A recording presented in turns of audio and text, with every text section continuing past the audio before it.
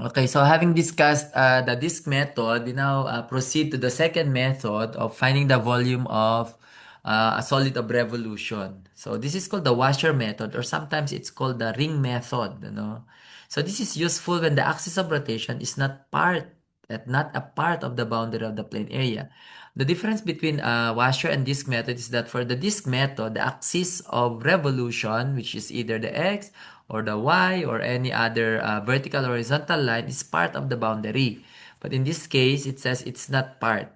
So that's why it's also called the ring method, kasi may butas doon sa solid. So, yung disk method kasi, ang parang ina-assume niya, no, parang solid, yung paraboloid, solid yun, may laman. Pero kapag sa washer method, hollow. Ibig sabihin may butas siya. Parang vase or para siyang container na may solid siya pero may paglalagyan ka. Meron ka ilalagay sa loob. So ganun yung washer method. So think of it like this, halimbawa ganyan. Gagawa ka ng washer. Or ano ba sa Ilocano yung washer? Or ano, yung parang donut sana, no? Parang hindi naman donut ito.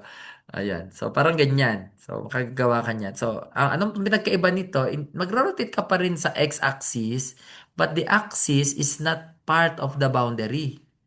Ibig sabihin, ito, pag nirotate mo ito, hindi part, hindi part ng limit yung axis mismo, yung axis of rotation. So hence may butas. And also with this, meron dalawang functions. Mayroong yung upper, meron yung lower. So may upper siya, meron siya lower. Kapag naman sa y-axis, syempre meron nasa right, meron nasa outer, meron nasa inner. So ganun siya. Okay, so this is the formula that we will have. Para siyang plane area pa rin na dalawa. Parang this method. Pero dahil dalawa, we have to square the first, which is the upper or the outer. And then we square the lower or the inner. And then get the boundaries, yung lower and upper. And then yung pi, syempre may pi pa rin siya.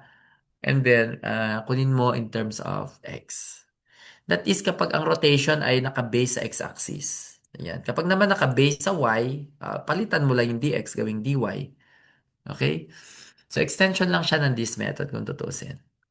Okay? So, ganyan naman yung kung paano siya na gumagalaw. Okay? Let's have an example. Find the volume of a solid of revolution by revolving the region bounded above by the graph of f of x is x and below by the graph of g of x equals 1 over x. Nagbigay siya ng interval, pero minsan kasi itong interval na to hanapin mo based on their points of intersection. Okay, but the revolution is about the x-axis, so we use the first formula. So this is f of x which is equal to x. Alam natin na ito it's a line that bisects the quadrant 1 and the quadrant 3. The first and the third quadrants are bisected, and this is f of x is equal to x. So ito 'yan. And the other one is 1 over x. Alam na naman natin graph ng 1 over x ay paganyan. Paganyan yung graph. Dalawa. Hyperbola, di ba? Yung mukha niya. Okay? Pero sabi rito, over the interval 1, ayan, bakit parang negative ito? Mali yata. 1 up to positive 4. So, nandito siya. So, kapag i-rotate natin ito about around the y-axis, para magaganyan. Para may hole sa gitna din. Okay, imagine nyo na lang ang hirap maghanap ng drawing. Ito, nakita ko naman yung drawing niya. So, ito na siya. G of x is 1 over x. Okay? So, parang funnel, na may butas nga. Ayan. Tapos, ang kakapal niya ay ganyan. So, parang, ito yung butas niya. Ito yung hole. Ito yung nandito yung kanyang hole. Okay? Na-imagine nyo ba? So, ganyan siya. So, to answer this, to find for the volume, again, we will have this one. Ito yung nasa taas, this is our x, and yung nasa baba, yung 1 over x. So, upon substitution, we have from 1 to 4, and then meron tayo nito ng f of x that is equal to x squared, yun na nga lang, less 1 over x squared. Okay, dx. Okay?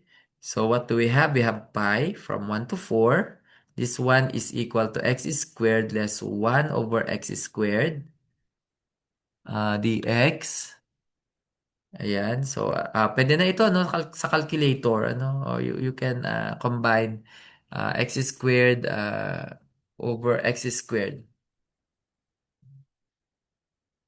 Okay, so alam natin na ang x squared ay equivalent sa x squared over x squared times x squared. So less 1 over x squared. So therefore, this is equal to x to the fourth minus 1. Pwede siya ito. X to the fourth.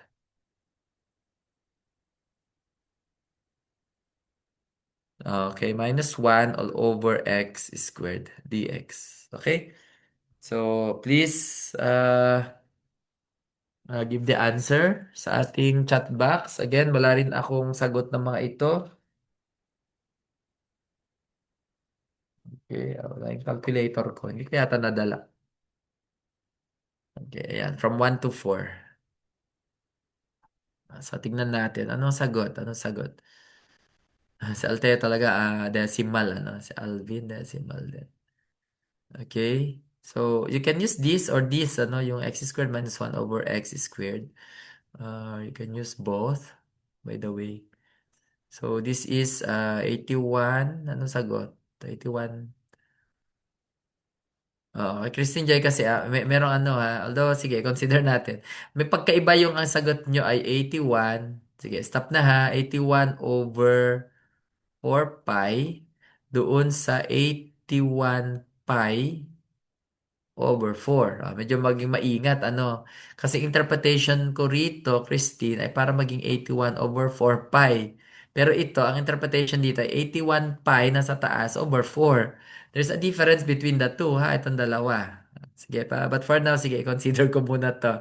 Pero ingatan yung paglagay ng ganyan. Or siguro, ang gawin nyo, lagyan nyo na parenthesis. Ayan. So, pwede niya yung parenthesis eh. Pero kapag 81 over 4 pi, there might be something wrong. Ano? Sige lang ha, Christine, consider ko muna. Then cubic units. Sige, si Nads, tama naman.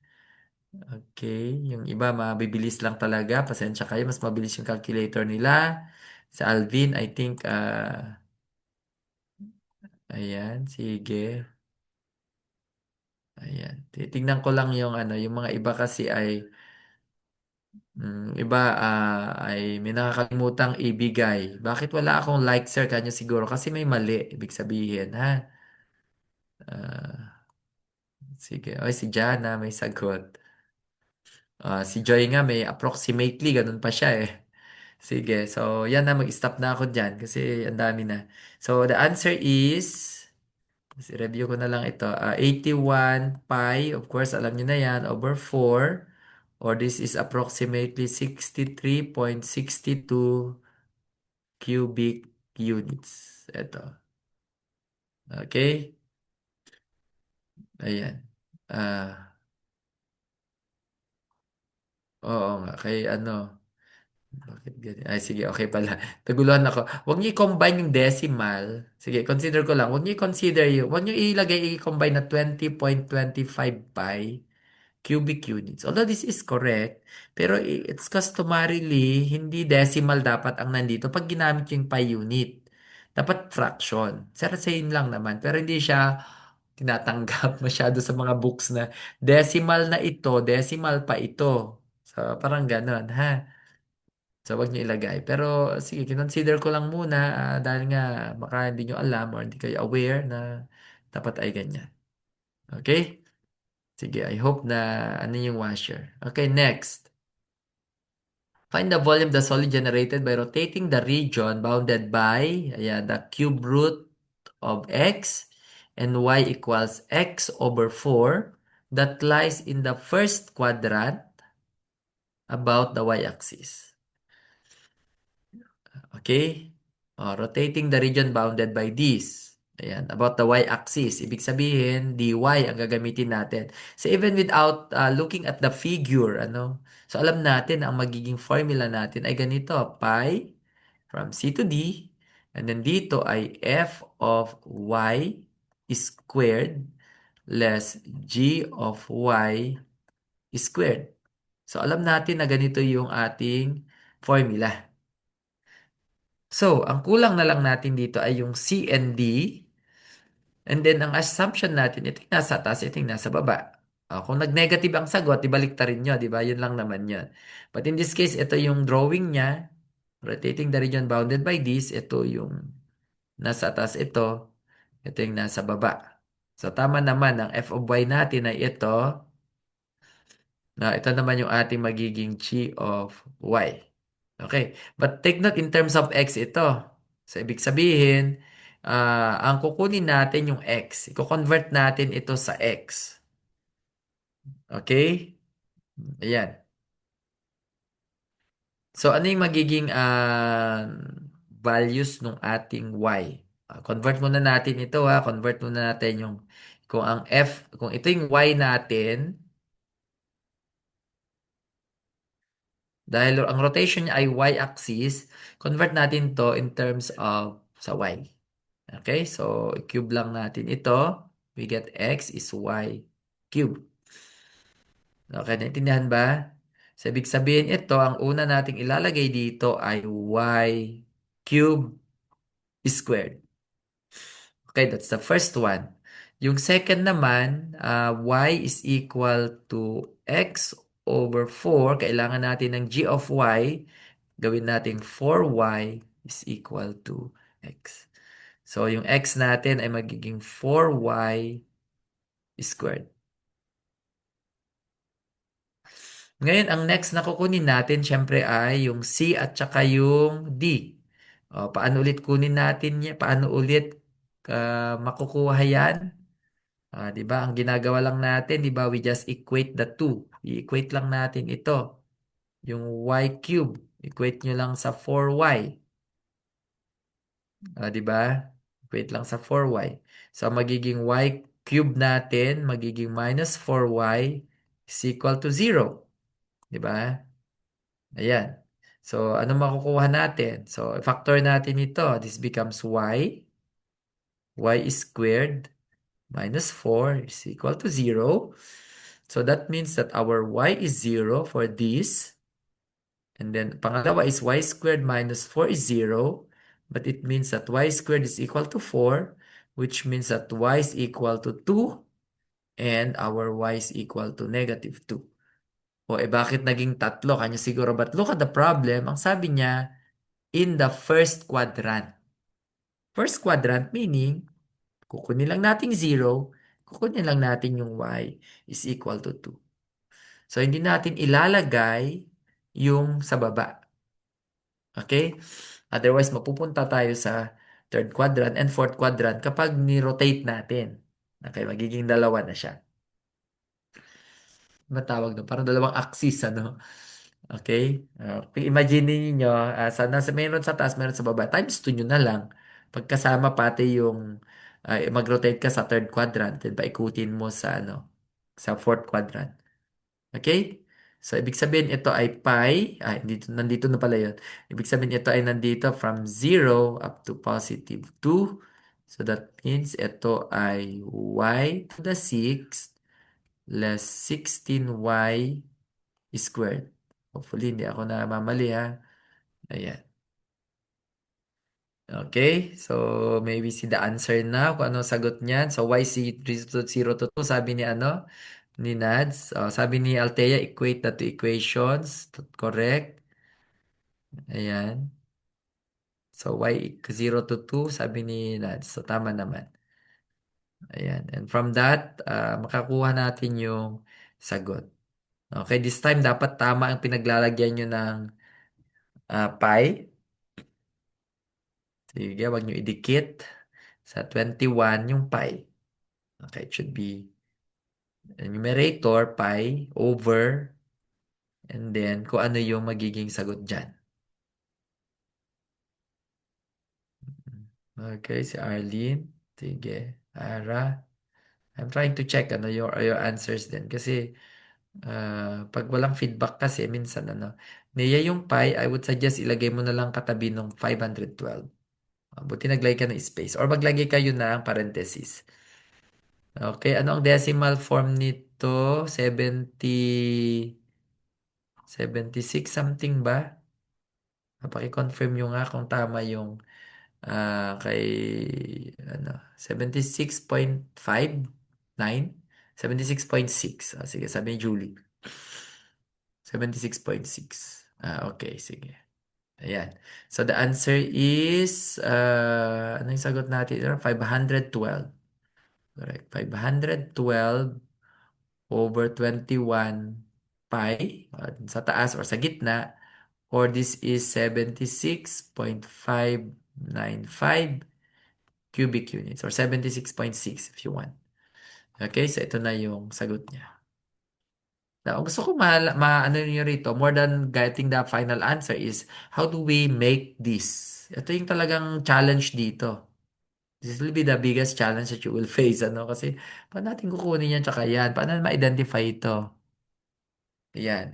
May hint naman dito, di ba? Pag nag-rotate about the y-axis, so dy. Pero kapag walang mga hints na ganyan, medyo mahirap. Okay? Yan. Extra example lang, ano? Find the volume of a solid of revolution formed by revolving the region bounded by this and below the x-axis over the interval 0 to 4 around the line y is equal to -2. Okay? So ito yung kanyang ano, no? Ito yung kanyang pangalan to, yung kanyang drawing. Ayan. So, ano siya? Ang pag-revolve lang naman niya ay y is equal to -2. So, ganyan. Saan ba siya magre-revolve? Y is equal to -2. Ay, nandito. Nandito yung revolution. Dito yung revolution niya sa baba. Okay? So again, dalawa yung ano niya, dalawa yung ano yung graph niya, parang ganyan lang pala siya, parang cone talaga siya, no? So nandito yung kanyang hole, nandito yung kanyang hole, yung cylinder. In fact, ito, pwedeng isolve ito using the first two mabak cone. Tanggalin mo yung cylinder, less the cylinder. Pwedeng isolve ito You can solve this using yung first two of a cone. First two, alam niyo siguro first two of a cone. Less yung cylinder, cylindrical hole. The cylindrical hole. Yung butas dito. Kasi cylinder ito Cylinder ito. Then ito kasi ay first tube. Kung hindi nyo alam yung first tube, edi kunin nyo yung buong volume ng cone. Tapos tanggalin nyo lang yung nasa taas. Then tanggalin nyo pa yung hole. And we will get the volume. Kahit walang calculus. Ano? Kasi straight naman yung line natin. But of course, using calculus, ang gagawin natin ay ito. In terms of x pa rin. Kasi ang rotation niya ay parallel dun sa x-axis. Okay. Wala naman na. Okay, pero dahil nga ang rotation ay hindi naman doon sa x-axis, bumaba siya, bumaba, 'di ba? Bumaba yung rotation, so itaas natin. It's just like ano to, mag-a-add tayo ng 2 dito sa function natin. So anong ibig sabihin niyan? Ayan. So pi natin that is ayan, that's 4 minus x. So, ibig sabihin niyan, above the line, y is equal to -2. Makita natin ay 0 pa rin yung ating a. And then, ang ano natin ay 4. Kasi if we will use this one, we have 4 minus x. Minus over 4. Okay? So, yung f of x natin ay 4 minus x. So, anong gagawin natin dyan sa 4 minus x na yan?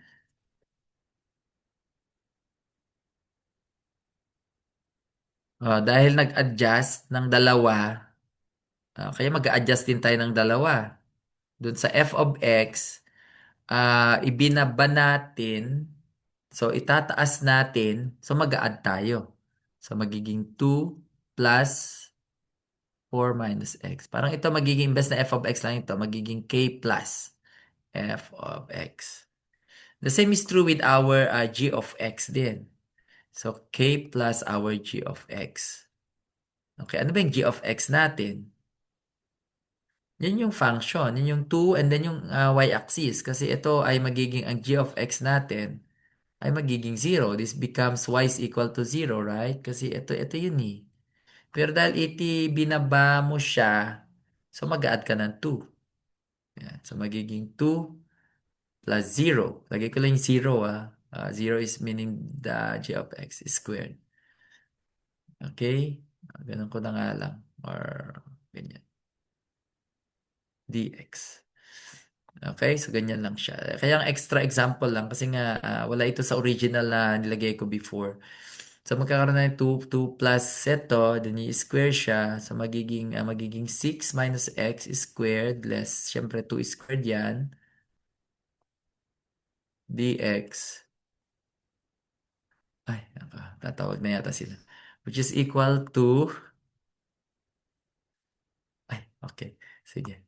Last na lang ito 0, 4. Sana hindi ako mali rito. 36 less 12x plus x squared minus 4 dx. Bigyan nyo nga lang yung sagot sa akin kasi hindi ko alam na yung sagot niyan. Anong sagot niyan? 160 uh, pi? Sige, first, ano na lang, first 10. Ayan. Starting from, I think, si Nads. Okay, dalawa, tatlo, bibilang na lang ako ha, apat, kasi tinatawag na po tayo, lima, anim, 7, 8, 9, 10. Ayan, sige, bonus si Ara na lang tsaka si Jana. Kasi paalis na kami. Ayan, so the answer 160 pi over 3. I hope na ito talaga yun, no, ha? Pi over 3. Kasi again, wala ako nung sagot niya. Or that is 167.552 cubic units. Now, you can solve it, ano, again, using yung the fruit sum of a cone less the cylindrical hole.